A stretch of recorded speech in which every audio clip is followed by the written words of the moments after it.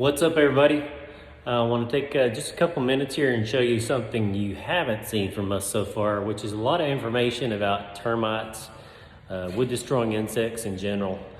So first off, I'm going to show you a couple things that are what are considered conducive conditions. Now, what's a conducive condition, you might ask? Conducive condition is basically saying this thing, whatever it is going to draw termites or carpenter ants or what have you to your house. It's really simple. Obviously, anybody can understand that, I would think. But it's not so simple when it comes to building a home because all too often we'll see even new construction homes with some of these conducive conditions. Now, some conducive conditions, they're just going to be that way. It's just the way it is. No matter how many times somebody may try to fix it or change it, it's just going to be that way. It's just part of the construction process. But other conducive conditions can be easily remedied by the builder or the homeowner or the home buyer or whoever. But at any rate, I'm going to show you a few things here so you can better understand what we're talking about when you see on your termite report, your WDI inspection report, conducive conditions. Okay, so first I'm going to show you the two most common, at least according to me. I'm a certified applicator with the state of Texas, licensed by the Texas Department of Agriculture. So I've had a little bit of practice at this. So these two things I'm going to show you first, again, are the most common in my opinion, at least in West Texas. So you can see here we have a new construction home, it's vacant. That part doesn't really matter, but this is a slab foundation. So we're sitting on a concrete slab. Okay, so one of the most common conducive conditions is plumbing penetrating the slab. You can't actually see that the plumbing penetrates the slab here, but use your imagination. You can see here this drain goes back into the wall, and then back there in that wall it actually goes down into the slab through the floor and then goes out to wherever this drains to. That's number one. All right, another conducive condition, ultra common in West Texas, is wood fence in contact with the structure. So you can see here this wood fence is attached to the structure. This is a really common method of construction for fences. It keeps them stable. Obviously, it's a little windy out here in West Texas from time to time. I don't know if you've noticed that. Nevertheless, this is a conducive condition, so we're basically saying, and this is the state of Texas, the Texas Department of Agriculture, they are the licensing authority for all pest inspectors and termite inspectors and wood destroying insect inspectors and treatment companies in Texas.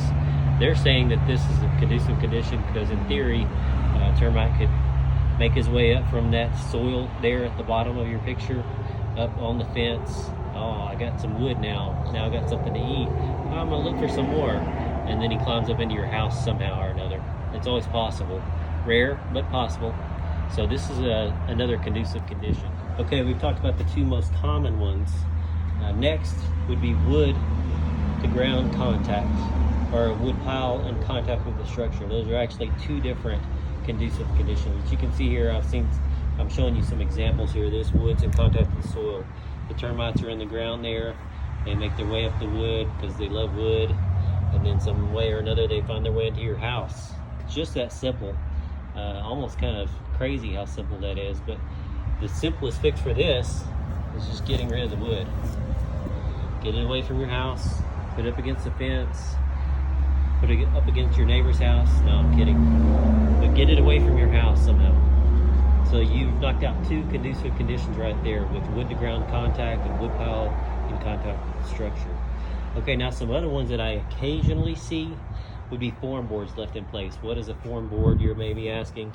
A form board is that piece of wood that the contractor for concrete uses to make this nice clean line here on the slab.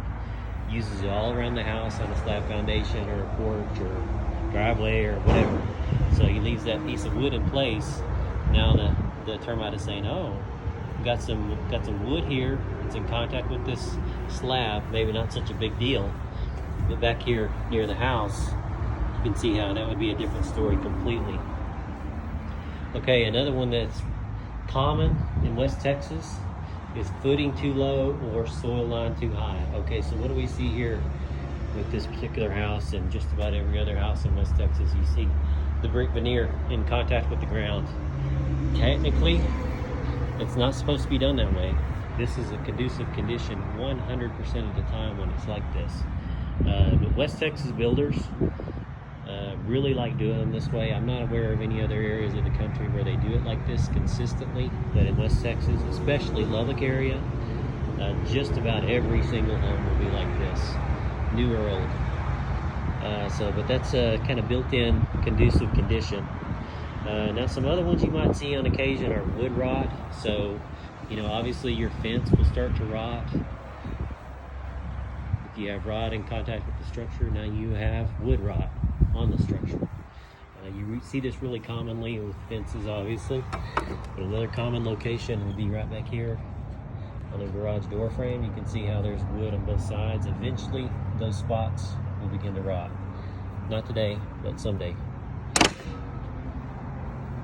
Okay, and then let's see what else have we not covered. Heavy foliage. Don't see that too often on a new construction home, but in an older home, you might see bushes and shrubs all along the wall on the exterior of the home, covering it up. Obviously, if you have a rose bush or wisteria or something, and it's in direct contact with the house and the ground, hey, again, you give them the termite that little highway, potentially up into your home. So that's a conducive condition also. Let's see what else. Planter box abutting a structure. That's pretty rare these days, but on those older homes, especially from the 50s and 60s, central part of Odessa has a lot of them, where you'll have planter box, on the side or maybe even on the front of the home that's right in contact with the house, built as part of the house actually back in the day, and it's full of dirt, so therefore full of termites, at least in theory. And again, that's a conducive condition. The last thing we can't really show you here, but if you had a pier and beam foundation, a lot of you guys out there that have seen the pier and beam homes, you know what I'm talking about when you say insufficient ventilation. It is not uncommon at all for me to see a pier and beam slab, pier and beam foundation, not a slab foundation, but a pier and beam foundation that has zero ventilation on the outside. So in other words, there's no fresh air going into that crawl space at any time ever, and at least in theory that's a conducive condition as far as the state of Texas is concerned. Excessive moisture, obviously that's pretty obvious. Ultimately what termites are looking for is wood and water, so if you have a lot of moisture, an active leak, maybe in a plumbing location inside your home somewhere, maybe your HVAC system's leaking from the drain pan or from the condensate line or something like that, then in theory that's another conducive condition. You have that water in contact with the drywall, or you have it in contact with the baseboards or the structure or the studs in the wall or whatever, that is a conducive condition. Okay, so that's it for the conducive conditions for wood destroying insects as far as the state of Texas is concerned. I hope you got something out of this video. I enjoyed making it. If you have questions, of course, feel free to put something in the comments. Hit me up anytime. I'll get back to you as soon as I can. I'm glad to help with whatever I can. Hope you guys have a blessed day, and come back and check again soon for another video.